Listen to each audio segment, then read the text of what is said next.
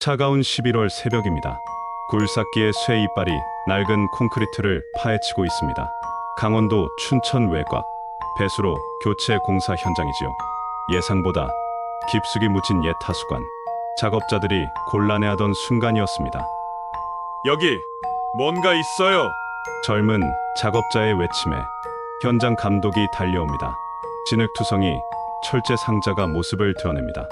녹슨 자물쇠와 비틀린 모서리, 누군가 급히 묻어둔 흔적이지요.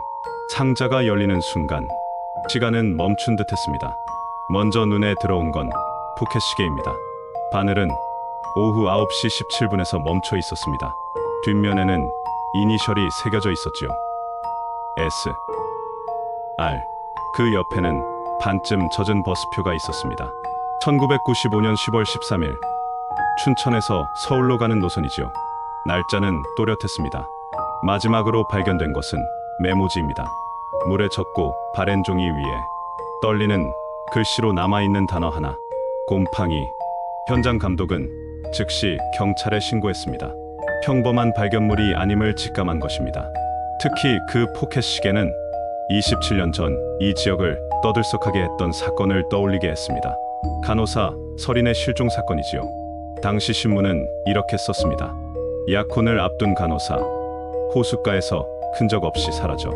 그리고 지금 차가운 철제 상자 속에서 그 과거의 조각들이 다시 모습을 드러낸 것입니다.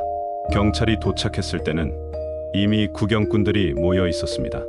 누군가는 사진을 찍고 누군가는 전화를 걸며 말했습니다. 이거 혹시 그때 그 간호사 맞아, 설인 선생 말이지? 소문은 바람보다 빨리 퍼져나갔습니다. 27년 전 미궁에 빠진 사건, 다시 세상 밖으로 나온 순간이었지요. 1995년 10월 강원도 춘천 외곽의 작은 호수 마을. 단풍이 물들기 시작한 이곳은 서울에서 2시간 거리의 고요한 시골이었다.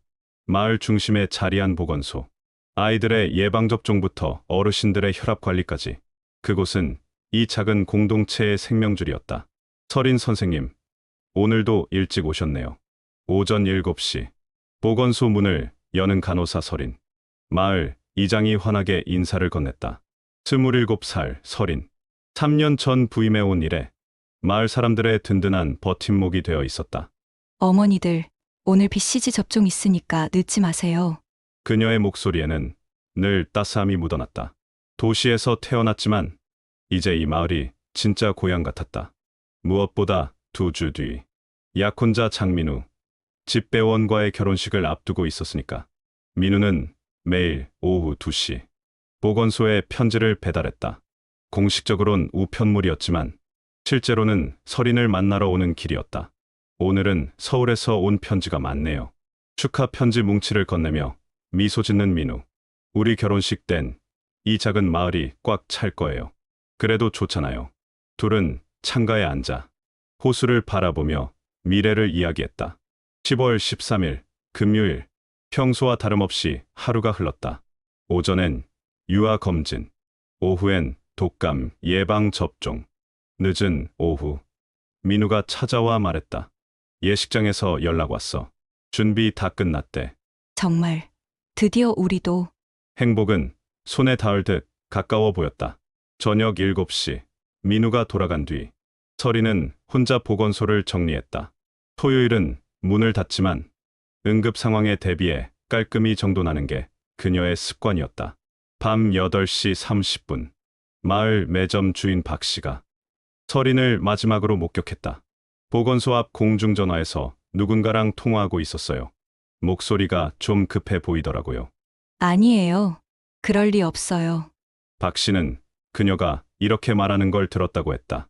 통화 후 설이는 가방도 없이 얇은 코트만 걸친 채 호숫가 쪽으로 걸어갔다. 그것이 마지막 모습이었다. 다음 날 아침 보건소 문이 열리지 않았다. 민우가 그녀의 집을 찾았지만 설이는 돌아오지 않았다. 침대는 정리되어 있었고 약혼 반지는 화장대 위에 그대로 놓여 있었다. 설인이가 반지를 두고 나갈 리 없어요. 민우의 목소리는 떨리고 있었다. 그는 결국 경찰에 실종 신고를 했다. 그날 밤 경찰과 주민들이 호수 주변을 수색했다. 손전등 불빛이 어둠을 헤집었다. 그러나 발견된 건 찢어진 다이어리 조각과 부서진 손전등 부품뿐이었다.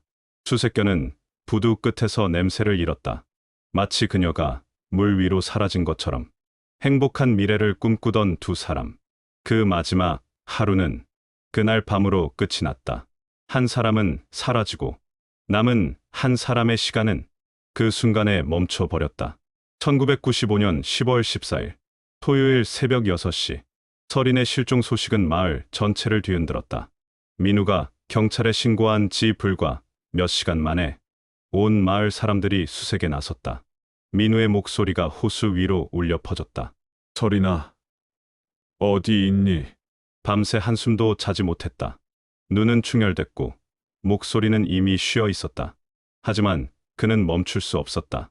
경찰과 주민 50여 명이 함께 움직였다. 수색은 체계적으로 진행됐다. 부두를 중심으로 반경 2km. 잠수부들이 호수 바닥을 뒤졌고 수색견 2마리가 냄새를 추적했다. 오후 2시 첫 번째 단서가 발견됐다. 호수 동쪽 갈대밭. 찢어진 다이어리 조각. 젖어 번진 글씨 속에서 읽을 수 있었다. 10월 25일 약혼식. 드레스 피팅 완료. 제주도 신혼여행. 민우는 주저앉았다.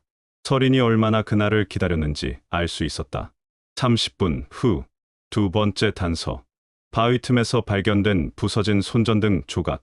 보건소에 있던 것과 같은 모델. 경찰은 추론했다. 어둠 속에서 누군가를 만났을 가능성이 높습니다. 하지만 혈흔도 추가 흔적도 없었다. 수색견이 지저댔다. 부두 끝에서 멈춰 선 2마리. 냄새는 그 지점에서 끊겼다. 물속으로 들어갔거나 배를 탔을 가능성이 있습니다. 호수 전체로 수색 범위가 확대됐다. 잠수부들이 수심 10m까지 뒤졌지만 아무것도 나오지 않았다.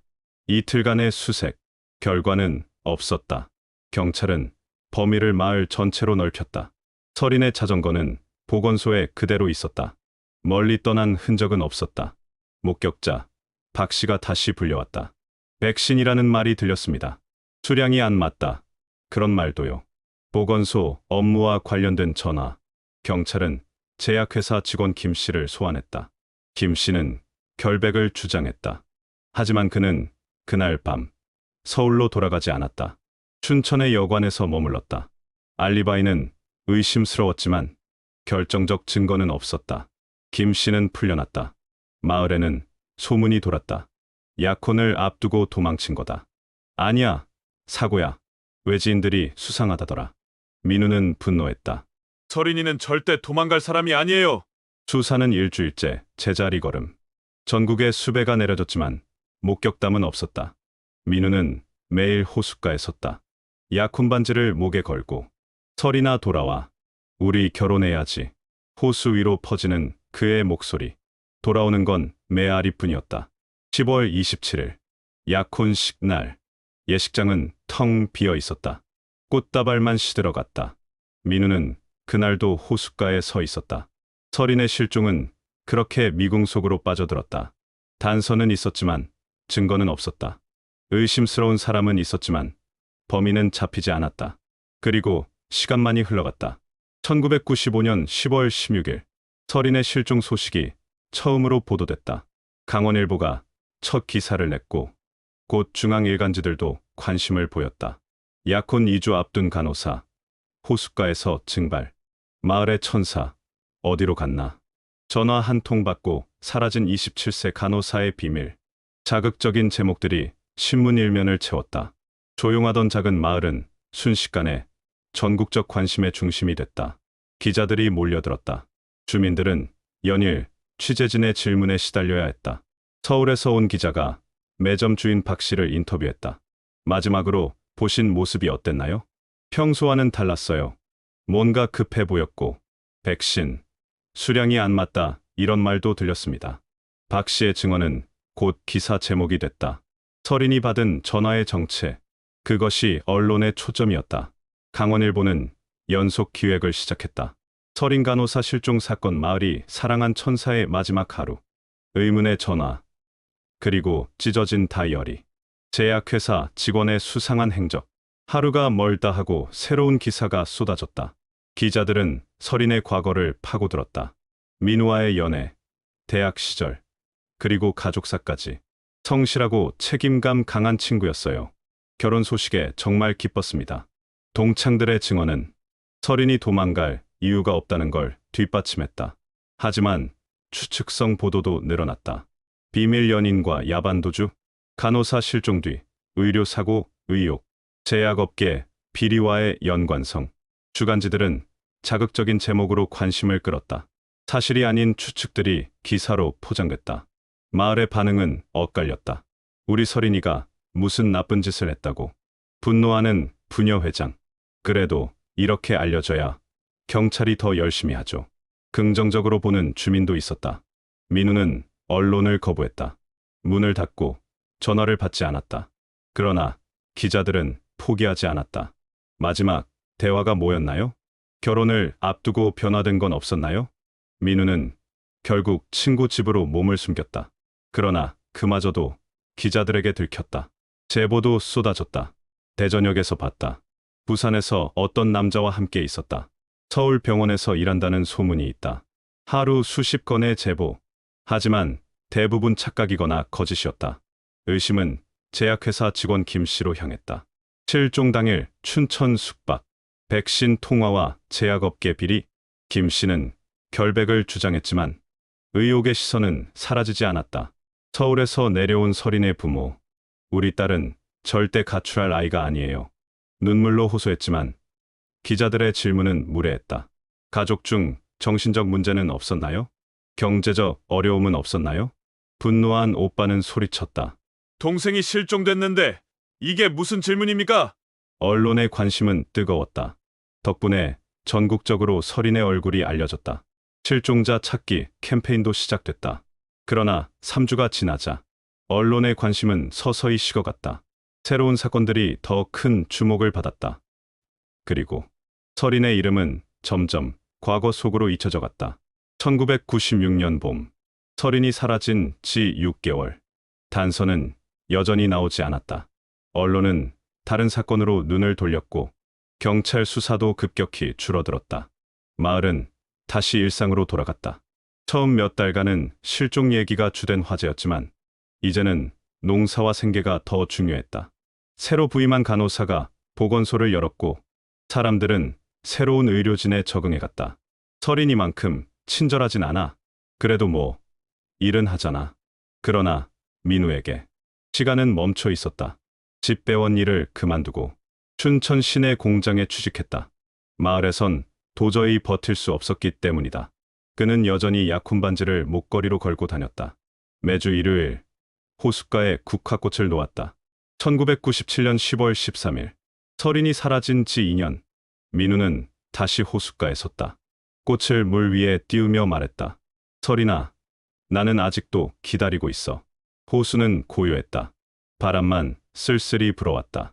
1999년 호수의 변화가 찾아왔다. 정부의 관광지 개발, 리조트가 들어서고 펜션과 카페가 들어섰다. 호수는 이제 서울에서 온 관광객들로 북적였다. 옛 보건소 자리엔 편의점이 생겼다. 설인의 흔적은 점점 사라졌다. 2000년대 인터넷이 보급되면서 사건은 다시 떠올랐다. 온라인 커뮤니티에서 재조명된 설인 간호사 실종. 네티즌들은 보도를 모아 추론을 내놨다. 의문의 전화, 찢어진 다이어리, 수상한 제약회사 직원. 하지만 결정적 증거는 없었다. 사건은 여전히 미궁. 2005년, 실종 10년. 민우는 여전히 독신. 소개팅을 권유받았지만 거절했다. 아직 설인이 돌아올지 모르잖아요. 친구들은 더 이상 말리지 않았다. 민우의 마음을 이해했기 때문이다. 그는 여전히 29의 마음에 머물러 있었다.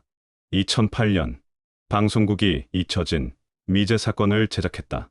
설인의 사건도 다시 다뤄졌다. 마을 사람들과 민우까지 인터뷰에 나섰다. 사건은 잠시 화제가 됐지만 곧 잊혀졌다. 새로운 증거는 나오지 않았다. 2015년 실종 20년. 민우는 이제 48. 머리에 흰머리가 늘었지만 여전히 호숫가를 찾았다. 어느 날 초등학생이 물었다. 아저씨, 왜 매주 꽃을 나요? 민우는 조용히 대답했다. 옛날에 여기서 사라진 사람이 있어. 그 사람을 기억하려고. 돌아올까요? 글쎄, 언젠가는. 세월은 흘렀다. 하지만 어떤 기억들은 사라지지 않는다. 설인의 실종. 그 미스터리는 여전히 호수 위에 남아 있었다. 2015년 가을. 설인이 사라진 지 20년. 민우는 여느 때처럼 호숫가에 국화꽃을 놓고 있었다. 48. 세월은 그의 얼굴에 깊은 흔적을 남겼다. 그때 한 중년 남성이 다가왔다. 조심스럽게 그러나 단단한 발걸음이었다. 혹시 민우 씨 맞으신가요? 민우가 고개를 돌렸다. 낯선 얼굴. 하지만 어딘가 익숙했다. 저는 정인호라고 합니다. 20년 전 보건소에서 인턴으로 있던 순간 민우의 눈이 커졌다. 그 이름, 기억 속에서 솟구쳤다. 아, 인호 씨. 그때 그 인턴. 네, 맞습니다. 오랜만입니다. 정인호는 잠시 머뭇거리더니 말을 이었다. 사실 오늘 찾아온 이유가 있습니다. 20년 전 일에 대해 말씀드릴 게 있어서요. 민우의 심장이 거칠게 뛰기 시작했다. 20년 만에 나타난 인물. 그리고 그가 전하려는 이야기. 호수가 춥습니다. 저기 카페로 가시죠.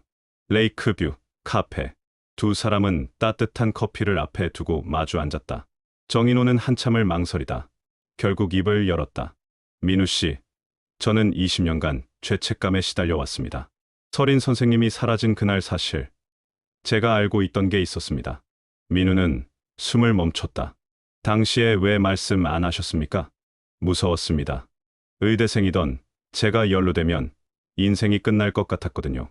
하지만 이제는 더는 숨길 수 없어 왔습니다. 정인호는 떨리는 목소리로 기억을 꺼냈다. 1995년 10월 10일, 화요일, 저는 늦게까지 실습 보고서를 쓰고 있었습니다. 그때 대한제약 영업사원 김모 씨가 백신을 배달해 왔습니다. 민우가 낮게 중얼거렸다. 김모 씨. 네, 맞습니다. 그런데 이상했어요. 상자가 평소보다 많았습니다. 설인 선생님도 수량을 확인하시더니 곧바로 말하셨어요. 주문한 것보다 너무 많다고. 정인호는 손을 움켜쥐었다. 김 씨가 당황했습니다. 본사 지시다. 전산에 이미 배송 완료 처리됐다. 그렇게 말하며 되돌릴 수 없다고 했습니다. 설인 선생님은 강하게 반발했죠. 이건 처리할 수 없다. 다시 가져가라. 결국 말다툼이 벌어졌습니다. 민우는 굳은 얼굴로 고개를 끄덕였다. 그것은 완전히 새로운 이야기였다. 그날 이후 설인 선생님은 말하셨어요. 본사에 직접 확인해보겠다. 그리고 며칠 후 사라지신 겁니다. 정인호의 손이 미세하게 떨렸다. 저는 그 일이 연관됐을 거라 생각했습니다. 하지만 감히 말할 수가 없었어요. 확신도 없었고 제 미래가 두려웠습니다. 정인호는 낡은 수첩을 꺼냈다. 페이지에는 흐린 글씨가 적혀 있었다. 10월 10일 백신 과다 배송, 실랑이 발생. 10월 11일 설인 간호사, 본사 연락 언급. 10월 13일 실종. 민우는 그 기록을 덮으며 낮게 말했다. 20년간 이걸 숨기고 계셨군요. 정인호의 눈가가 젖었다. 올해 제 아들이 의대에 들어갔습니다. 그 아이를 보면서 깨달았습니다. 20년 전 제가 얼마나 비겁했는지. 더는 방관자로 살 수 없었습니다. 그리고 정인호는 마지막으로 기억을 꺼냈다. 사실 그날 밤 다이어리 조각이 발견된 곳. 그 근처에서 저는 피 같은 것을 봤습니다. 민우의 눈빛이 번쩍였다. 뭐라고요? 확신은 못했습니다. 사람 피인지 동물 피인지 당시엔 아무도 주목하지 않았습니다. 그래서 묻어버렸습니다. 침묵. 긴장된 공기가 두 사람 사이에 감돌았다. 정인호 씨 고맙습니다. 비록 늦었지만 이제라도 진실에 다가갈 수 있겠군요. 두 사람은 손을 맞잡았다. 20년의 침묵이 끝나는 순간이었다. 그날 저녁, 정인호는 춘천경찰서를 찾았다. 그리고 20년 전의 기억을 낱낱이 진술했다. 설인의 실종, 그리고 다시 깨어난 사건. 2015년 10월 30일, 춘천경찰서 조사실. 김 씨는 더 이상 버티지 못했다.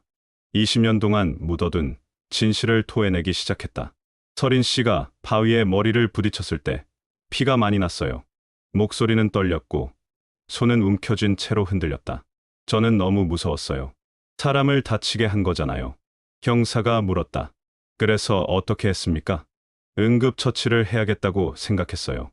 그런데 서린 씨가 깨어나서 김 씨는 한동안 말을 잇지 못했다. 숨을 몰아쉬며 겨우 말했다. 병원에 가야 한다고 했어요. 그런데 경찰에도 신고하겠다고 했습니다. 수사실 공기가 무겁게 가라앉았다. 불법 백신 유통 상해까지 다 신고하겠다고 김 씨는 고개를 떨궜다. 저는 패닉 상태였어요. 잡히면 제 인생이 끝나는 거잖아요. 형사의 질문이 이어졌다. 그래서 서린 씨를 막았습니까? 내 무릎 꿇고 빌었어요. 제발 경찰에는 알리지 말아 달라고. 병원비도 다 내겠다고 했어요.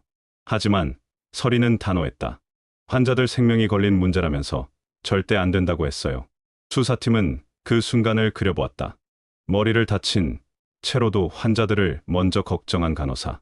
그것이 서린의 마지막 모습이었다. 그 후 어떻게 됐죠? 김 씨는 떨리는 입술을 달랬다. 일어나려 했어요. 병원에 가면서 경찰에 신고하겠다고 했습니다. 그 순간 김 씨는 절망에 휩싸였다. 그래서 못가게 붙잡았어요. 몸싸움이 벌어졌다. 그 과정에서 다이어리가 찢어지고 손전등도 깨졌다. 서린 씨가 다시 넘어졌어요. 이번엔 더 심하게. 머리를 또다시 바위에 부딪힌 서린. 피가 번졌고 김 씨 손에도 상처가 났다. 그 피가 다이어리에 묻어 있었다. 서린 씨 상태는 어땠죠? 의식을 완전히 잃었어요. 호흡도 약했고 저는 이대로 죽을 거라고 생각했습니다. 그러나 다음 증언은 모두를 충격에 빠뜨렸다. 차에 태워 춘천종합병원 응급실 앞에 데려갔습니다. 수사팀은 눈을 크게 떴다. 병원에 데려갔다고요? 내 간호사에게 길에서 쓰러진 사람이라고 말하고 도망쳤습니다. 즉시 병원 기록이 확인됐다. 그러나 1995년 당시 전산 시스템 오류로 일부 기록이 누락돼 있었다. 며칠 뒤 창고에서 낡은 수기 기록이 발견됐다.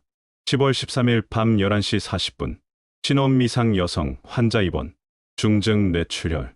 그리고 마지막 줄 10월 16일 오전 6시 사망 무연고자 처리. 27년 만에 밝혀진 서린의 운명. 그녀는 이미 사라진 첫날 밤 병원에서 세상을 떠난 것이었다. 시 씨는 무연고자로 화장돼 공동묘지에 안치됐다. 김 씨는 무너져 내렸다. 비록 고의는 아니었지만 결국 제가 사람을 죽인 거였어요. 20년 넘게 이어진 악몽. 매일 밤 서린 씨가 나타나 물었어요. 왜 나를 죽였냐고. 사건의 전모는 거의 드러났다. 하지만 여전히 풀리지 않는 수수께끼가 남아 있었다. 서린이 항상 지니고 다니던 포켓 시계. 그 시계는 어디로 간 걸까? 김 씨는 고개를 저었다. 저는 만지지 않았습니다. 사람만 병원에 두고 도망쳤어요. 그렇다면 누군가가 서린의 물품을 가져간 것일까? 아니면 또 다른 인물이 존재했던 것일까? 27년 동안 민우는 호숫가에서 기다렸다. 그러나 그의 사랑은 이미 첫날 밤 병원에서 멈춰 있었다. 사건은 마무리되는 듯 보였지만 마지막 퍼즐은 7년 뒤 뜻밖의 장소에서 뜻밖의 방식으로 모습을 드러내게 된다. 2022년 11월 그 배수로 공사 현장에서 녹슨 철제 상자가 발견됐다. 경찰은 직감했다. 이건 서린 사건과 관련이 있다. 상자 안에서 나온 포켓시계. 뒤편에 새겨진 이니셜 S, R 분명히 서린의 것이었다. 하지만 의문은 남았다. 누가, 언제, 왜 이 상자를 묻었는가? 김 씨는 부인했다. 저는 서린 씨 물건을 가져간 적이 없어요. 그날도 사람만 병원에 두고 도망쳤다고요. 그렇다면 누가 서린의 흔적을 정리해 상자에 담았을까? 상자는 90년대 제품. 오랫동안 땅속에 묻혀 있었음이 분명했다. 안에는 포켓시계, 버스표, 메모 한 장이 있었다. 포켓시계 서린의 졸업 선물, 부모가 직접 새겨준 글귀, 버스표 1995년 10월 13일, 춘천 서울행, 메모, 곰팡이라는 단어, 떨리는 글씨, 의미, 불명. 경찰은 다시 민우를 불렀다. 민우 씨, 실종 당일 혹시 서울에 간 적 있습니까? 민우는 단호히 고개를 저었다. 아니요. 저는 계속 마을에 있었습니다. 하지만 그 순간 민우의 얼굴에 스친 섬광 같은 기억. 잠깐, 정인호 씨가? 정인호, 20년 전 보건소 인턴으로 일했던 의대생. 그리고 2015년 늦은 증언으로 사건을 다시 끌어올린 인물. 경찰은 그를 다시 불렀다. 정인호는 고개를 숙였다. 그리고 떨리는 목소리로 말했다. 사실 제가 숨긴 게 더 있습니다. 1995년 10월 13일 그날 밤 그는 호숫가에 있었다. 멀리서 봤습니다. 김 씨가 서린 선생님께 무릎 꿇고 빌고 있었어요. 그리고 몸싸움이 벌어졌습니다. 정인호는 겁에 질려 숨어 지켜보기만 했다. 그리고 김 씨가 서린을 차에 태우고 떠나는 것을 목격했다. 병원에 데려가는 줄 알았습니다. 하지만 그 자리에 남은 것, 흩어진 서린의 물건들이었다. 포켓 시계가 떨어져 있었고 가방 안 물건도 흩어져 있었습니다. 저는 그냥 주워 담았습니다. 왜 그런 행동을? 용의자가 될까봐 겁이 났습니다. 정인호는 결국 자백했다. 증거들을 철제 상자에 넣어 묻었습니다. 그리고 다음 날 서울로 도망쳤습니다. 곰팡이라는 메모, 그건 당시 그의 별명이었다. 혹시라도 언젠가 밝혀지면 제가 묻었다는 걸 알리려고. 27년 만에 맞춰진 퍼즐, 김 씨의 우발적 상해, 정인호의 증거인멸, 두 사람의 침묵이 만든 긴 시간의 미스터리였다. 민우는 진실을 들었다.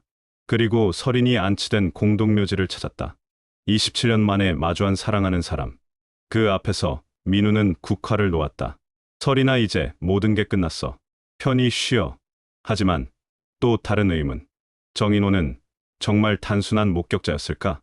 27년간 침묵을 지킨 이유가 단지 두려움 때문이었을까? 그리고 왜 지금 이 시점에 상자가 발견된 걸까? 마치 누군가가 의도적으로 단서를 남겨둔 듯한 기묘한 기분. 정인호의 마지막 말은 의미심장했다. 사실 언젠가 이 진실이 밝혀지길 바랐습니다. 그래서 찾기 쉬운 곳에 묻어뒀습니다. 27년의 시간. 그건 진실을 감추기 위한 시간이었을까? 아니면 진실을 드러내기 위해 기다린 시간이었을까? 서린의 실종. 그건 단순한 사건이 아니었습니다. 누군가의 양심이 사라졌고 누군가의 사랑이 멈췄으며 한 청춘의 시간이 통째로 사라졌습니다. 한 사람이 사라진다는 것. 그건 기록에서 이름이 지워지는 게 아닙니다. 남겨진 이들의 삶 전체가 다른 길로 흘러가 버리는 일입니다. 27년 동안 민우는 매주 같은 자리에 꽃을 놓았습니다. 그리고 이제야 알게 되었습니다. 그 모든 기다림이 이미 지나가 버린 시간을 향한 것이었음을. 하지만 우리가 그 이름을 기억하는 한, 그 사람의 시간은 완전히 멈추지 않습니다. 혹시 당신의 기억 속에도 희미해져 가는 이름이 있나요? 그 이름을 다시 불러보세요. 당신의 기억이 그들의 마지막 시간이 될 테니까요. 여러분의 생각을 댓글로 남겨주세요. 그리고 이런 미제 사건의 이야기를 더 듣고 싶다면 구독과 알림 설정 잊지 마세요.